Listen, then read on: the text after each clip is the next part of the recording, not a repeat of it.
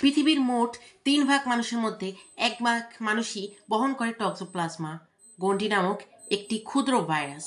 আর তার থেকেও বড় উদ্বিগ্ন হওয়ার বিষয় হলো পৃথিবীর মোট 10% আত্মহত্যাই ঘটে এই ভয়ানক জীবাণুর কারণে, আর 17% রোড অ্যাক্সিডেন্ট ঘটে এই ভয়ানক জীবাণুরই কারণে। সুতরাং চলুন আজকের এই ভিডিওতে জানি যে টক্সোপ্লাজমা গন্ডি জিনিসটা আসলে কি। ওকে, তো চলুন আমরা জানি যে টক্সোপ্লাজমা জিনিসটা কি।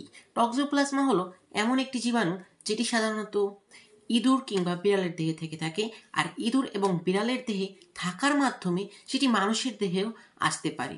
এর আগেও আপনাদের জানিয়ে রাখি যে টক্সোপ্লাজমা জীবাণু কিন্তু মানুষের ব্রেনকে নিয়ন্ত্রণ করতে পারে।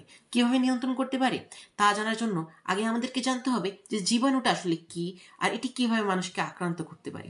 টক্সোপ্লাজমা হলো একটি ক্ষুদ্র ভাইরাস যেটির প্রভাব বা তেমন কোনো প্রতিষেধকও নেই, তার প্রয়োজনও নেই, কারণ এটি তো শুধুমাত্র মানুষের ব্রেনকে নিয়ন্ত্রণ করে, এছাড়া তো আর তেমন কোনো কিছু করে না। তবে বলতে গেলে এফেক্ট করতে পারে, কিছু কিছু পার্টকে এফেক্টেড করতে পারে, ফলপ্রসূতে আত্মহত্যা কিংবা রোড অ্যাক্সিডেন্টের মতো ভয়াবহ জিনিসও ঘটতে পারে। তো এর থেকেও বড় একটি কনসার্নের বিষয় হলো টক্সোপ্লাজমা গন্ডি বা এই যে জীবাণুটি এটি কিভাবে ছড়ায়। টক্সোপ্লাজমা গন্ডি বা এই জীবাণুটি সাধারণত ছড়ায় ইঁদুর এবং বিড়ালের মাধ্যমে। ইঁদুর থেকে যখন বিড়ালে আক্রান্ত হয়, সেই বিড়াল থেকে আবার মানুষে আক্রান্ত হয়, কিংবা ইঁদুর থেকেও বিড়ালে আক্রান্ত হতে পারে এবং তার মাধ্যমে আবার ইঁদুর থেকেও মানুষে আক্রান্ত হতে পারে। তবে এগুলো কোনো কনসার্নের বিষয় না। বিষয়টা হলো যদি একজন মানুষ টক্সোপ্লাজমা জীবাণুতে আক্রান্ত হয় তো তাহলে কি হতে পারে। একজন যখন টক্সোপ্লাজমা জীবাণুতে আক্রান্ত হয় তখন যে সাধারণ সিমটমগুলো দেখা দিতে পারে তার মধ্যে হতে পারে সে অনেক বেশি ফিয়ারলেস হয়ে যেতে পারে। ধরো সেই সময়টার আগে হয়তো বা ততটা ফিয়ারলেস ছিল না, তবে দেখা যায় যে যেই মাত্র সে টক্সোপ্লাজমা জীবাণুতে আক্রান্ত হয়ে গেছে সে খুবই ভীতহীন হয়ে যায়, অর্থাৎ বড় বড় স্ট্যান্ড নিতে পারে।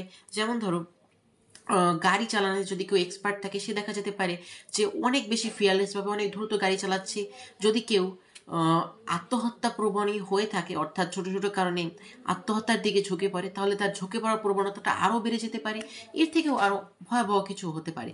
তবে এটি সবার জন্য কনসার্ন বা উদ্বিগ্ন হওয়ার কিছু নেই, কেননা টক্সোপ্লাজমা জীবাণু সবাই আক্রান্ত হলেই যে সবাই এই কাজটি করবে এমন না।